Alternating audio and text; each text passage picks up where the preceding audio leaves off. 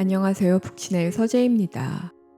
이 책은 하재영 작가의 지나온 집들에 관한 기록, 친애하는 나의 집에게입니다.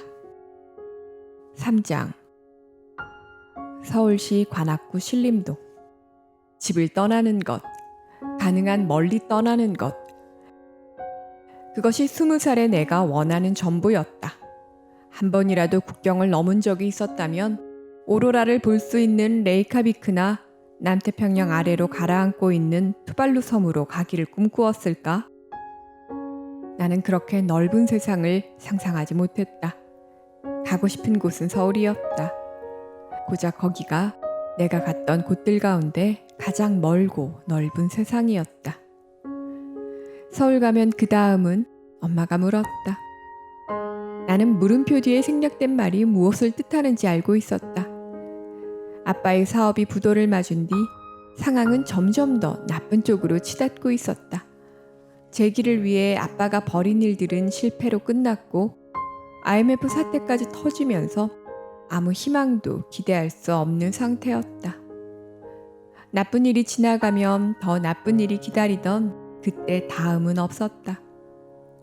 다음이 없으므로 깨끗이 포기할 수도 끝까지 오기를 부릴 수도 있었다. 가고 싶은 데 가서 하고 싶은 거 하고 살아. 대구에서 다니던 대학을 자퇴하고 집에서 빈둥거리자 엄마는 그런 말로 나의 서울행을 허락해 주었다. 하지만 나는 무엇을 하고 싶어서 서울에 가려는 게 아니었다. 도망치고 싶었다. 집안을 떠도는 불운의 기운에서, 가족들의 한숨 소리에서, 한편으로는 내가 태어나고 자란 도시에서 늙어갈까봐, 이곳이 내 세상의 전부일까봐 두려웠다. 1999년 봄, 21살의 나는 서울역 광장에 서 있었다. 중략. 유미가 했던 질문은 10년 후 서울의 대학에서도 반복되었다. 이제 어디 살아? 라는 말은 아파트 이름을 묻는 것이 아니라 동네를 묻는 것이었다. 가끔 이상한 대답을 들었다. 집은 면목동이지만 중고등학교를 포이동에서 다녔으니 자신은 강남 사람이라고 말하던 친구가 있었다.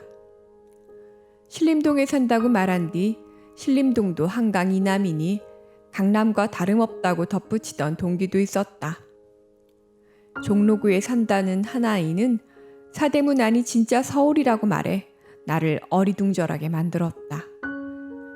지방에서 온 나는 한강이라는 근대적 기준과 사대문이라는 전 근대적 기준이 무엇을 의미하고 어떻게 작동하는지 이해하지 못했다. 중략.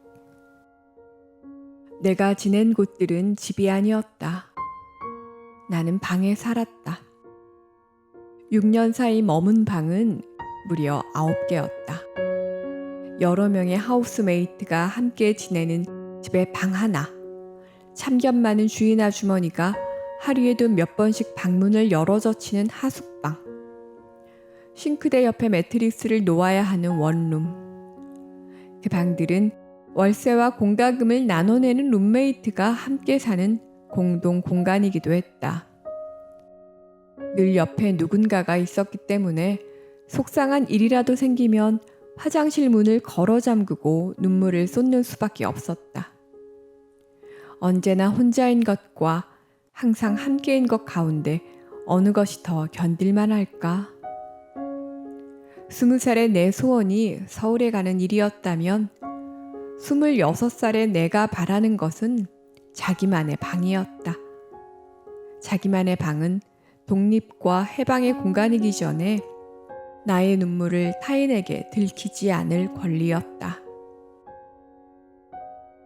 명문 빌라를 떠나 노후한 아파트에 전세를 살던 시절, 중학생이던 나는 생각했다. 우리는 가난한가? 더 이상 아파트에 살 수 없어 낡은 상가주택과 다가구 주택으로 이사를 다니던 시절, 고등학생이던 나는 생각했다. 우리는 가난한가? 용달차에 플라스틱 서랍장과 접이식 탁자, 이불과 책을 싣고 한강 북쪽을 전전하던 시절 대학생이던 나는 생각했다. 나는 가난한가? 나는 오래 가난했던 것 같기도 했고 한 번도 가난하지 않았던 것 같기도 했다. 무엇이 가난일까? 한강다리 위에서 아파트촌의 불빛을 바라보며 나도 언젠가는 이 도시에 집 한 채 가질 수 있을까 생각하다 마음이 저려왔던 순간을 가난이라 이름 붙일 수 있을까? 어떤 방에 살아보고 나서야 심각한 결함이 있다는 것을 알아차리고 스스로의 어눌함을 자책했던 순간을 가난이라 명명할 수 있을까?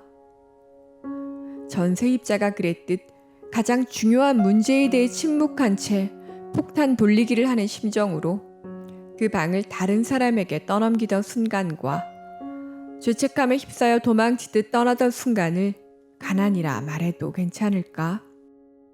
가난은 서로에게 다른 얼굴을 하고 있었다. 누군가에게 가난은 월세 30만 원짜리 자취방이지만 누군가에게 가난은 포클레인이 밀어버린 쪽방이었다. 누군가에게 가난은 자기만의 방을 가지지 못한 것이지만 누군가에게 가난은 거리로 내몰린 노숙인의 삶이었다. 가난을 가늠하는 일은 자신의 과거든 타인의 현재든 비교 대상이 필요했다. 마포의 30평대 아파트에 혼자 살고 있는 친구의 집을 다녀온 날 나는 가난했다. 원룸에서 불과 몇 정거장 떨어진 난곡의 쪽방을 목도한 날 나는 가난하지 않았다. 신림동의 7평짜리 원룸은 마포의 아파트와 난곡의 판자촌 중 어디에 더 가까울까? 아무리 노력해도 한강 전망의 브랜드 아파트가 대변하는 삶에 진입할 수 없을 것 같았다. 노력을 게을리하면 도시 빈민의 상징으로 여겨지는 달동네 판자촌으로 추락할 것 같았다. 난곡의 안쪽을 바라볼 때마다 여기가 최악은 아니라는 안도감과 저기로 굴러 떨어질지 모른다는 불안감이 교차했다. 그러면서도 나는 알고 있었다. 저기에 사람이 살고 있다는 것을. 그 사람들은 저기를 벗어나는 것이 아니라 저기에서나마 쫓겨나지 않기를 바라고 있다는 것을.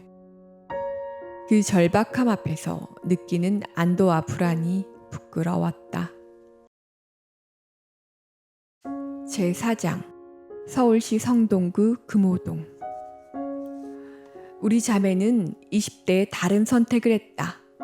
나는 서울의 사립대학에 진학해서 부모님의 빚을 늘렸지만 동생은 대구의 공립대학에 들어감으로써 가계의 부담을 덜어주었다. 졸업 후 나는 문학 수업을 듣고 소설 습작을 하면서 돈벌이와 무관한 시간을 보냈다.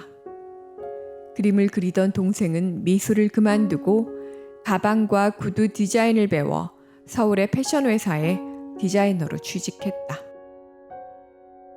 동생이 출근하면 집안 구석구석을 열심히 쓸고 닦았다. 발코니도 붙박이장도 없었지만 어떻게든 빈 공간을 만들어 플라스틱 대야나 청소기 같은 물건을 감춰보려고 했었다. 냉장고와 벽 사이의 좁은 틈에 빨래 건조대를 끼워놓고 한쪽 벽을 커튼으로 가린 뒤 30개들이 두루마리 휴지와 6개들이 생수를 그 안에 숨겼다. 그릇과 접시의 개수를 줄여서 싱크대 하부장에 쌀통이 들어갈 자리를 만들었다. 계절이 지난 이불은 압축팩에 담아 침대 밑에 넣었다. 내 방에는 1990년대에 지은 주택에서 흔히 볼 수 있는 돌출 창이 있었다. 가슴 높이에서 시작되어 천장까지 이어지는 120cm 정도 높이의 나무 창문이었다. 창은 외부 창과 내부 창으로 이중이었고 두 창 사이에 꽤 널찍한 공간이 있었다. 그곳에 제라늄이나 히아신스를 키우고 싶었다. 싸구리의 벽지를 감추기 위해 벽에 사진과 그림을 붙였다. 에곤 실레의 화집에서 오려낸 그림들은 침대 옆에, 사진집에서 잘라낸 작가의 사진들은 책상 앞에 붙였다. 쑥스럽지만 내 방이 작가의 방처럼 보이기를 바랐다. 진짜 작가라면 다른 작가의 사진을 붙이지 않을 거라는 생각은 하지 못했다. 내가 나름의 방식으로 현실의 남루함을 감추고 있을 때 동생은 다른 방식으로 삶의 궁핍함을 숨기고 있었다. 가방과 구두 디자이너인 동생은 자신이 일하는 업계를 연봉과 맞먹는 가방을 들고 다니는 사람들이 있는 곳이라고, 몸에 걸친 옷과 가방과 구두로 안목을 평가받는 곳이라고 표현했다. 동생은 유행에 민감하고 소비에 관대한 업계 분위기를 쫓아가느라 힘겨워했다. 언제나 나보다 더 많이 포기하고 더 많이 짐을 졌던 동생은 그때도 혼자 많은 것을 감당하고 있었다. 무명의 신인 작가인 나도 동생의 어깨에 얹힌 짐이었다. 직장 상사에게 명품백 하나 없는 가방 디자이너는 너밖에 없다 라는 핀잔을 듣고 얼마 뒤 동생은 루이비통 핸드백을 할부로 구매했다. 우리가 루이비통을 변형해 가방에 비통이라는 애칭을 붙여주기까지 했다. 며칠 뒤 외출을 하려다 동생이 놓고 간 가방을 보았다.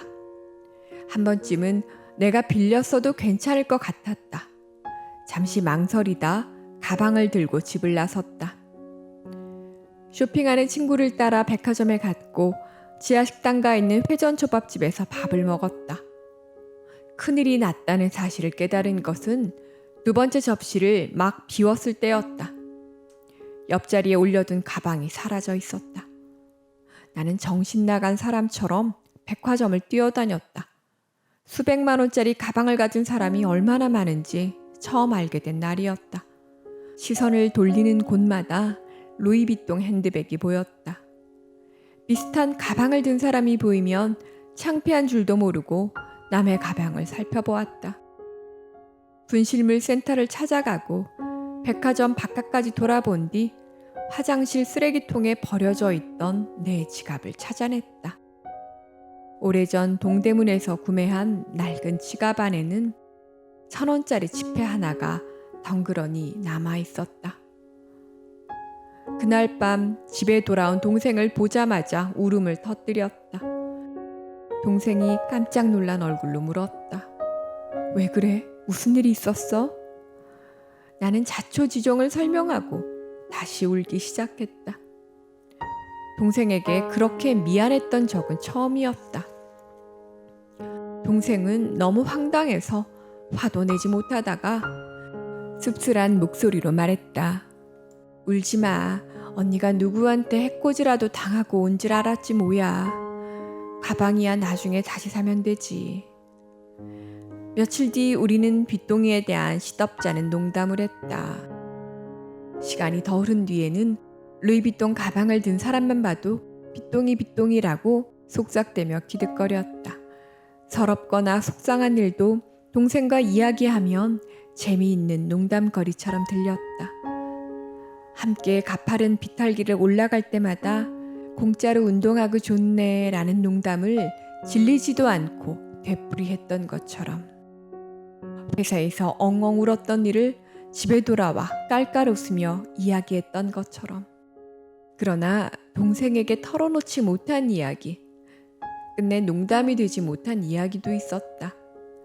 화장실 쓰레기통에 무참히 버려져 있던 지갑을 발견한 순간의 기분처럼. 훔쳐갈 가치조차 없는 낡은 싸구려 지갑은 루이비통 핸드백으로 감출 수 없는 나의 현실이었다. 가방을 가져간 사람은 본의 아니게 나의 진짜 현실을 알게 된 셈이었다. 등단한 뒤 10편의 단편소설과 1편의 중편소설을 발표했다. 소설의 원고료는 매당 10,000원이 안 되었고 책은 일세도 다 팔리지 않았다. 창작 지원금을 합쳐 3천만 원 남짓한 돈이 내가 5년 동안 소설로 벌어들인 수입의 전부였다. 가끔 아르바이트를 했지만 생계를 유지하기엔 턱없이 부족했다. 글을 쓰면 쓸수록 가난해졌다. 애초에 직업이 될 수 없는 일을 직업으로 여겼는지도 몰랐다. 월세부터 생활비까지 거의 모든 돈을 동생에게 의존했다. 나의 글은 가족을 착취한 결과였다. 언제부터인가 동생과 나는 이야기를 나누지 않았다. 우리의 집이나 상황을 농담거리로 삼지도 않았다. 밤늦게 퇴근하면 동생은 피곤한 얼굴로 자기 방에 들어가 문을 닫았다. 회사에서 안 좋은 일이 있었냐고 물으면 시큰둥한 목소리로 대답했다. 매일 안 좋지 뭐. 한밤중에 주방이나 화장실에 가다가 방문 너머에서 흘러나오는 울음소리를 듣곤 했다. 나는 대부분 그 소리를 못 들은 채 했지만 가끔은 머뭇거리다 문을 열고 물었다. 괜찮아? 동생의 모습 대신 침대 위에 동굴처럼 솟아있는 이불이 보였다. 이불 속에서 동생이 베개로 얼굴을 틀어막은 채 울고 있다는 것을 알았지만 불을 켜거나 이불을 젖히지 못했다. 동생은 다른 기억을 가지고 있었다. 집에 돌아오면 내가 전등도 켜지 않은 방에 누워 가만히 천장을 바라보고 있었다고 했다. 왜 그러고 있냐고 물으면 대답하지 않았다고 했다. 한밤중에 주방이나 화장실에 갈 때면 불 꺼진 내 방에선 컴퓨터 모니터에 푸른빛이 새어나왔고 나는 아무것도 쓰이지 않은 모니터 속의 백지를 멍하니 바라보고 있었다고 했다. 그게 자신이 기억하는 그 집에서의 언니 모습이라고. 따로 살자. 어느 날 동생이 말했다. 왜? 이제 나도 30이니까.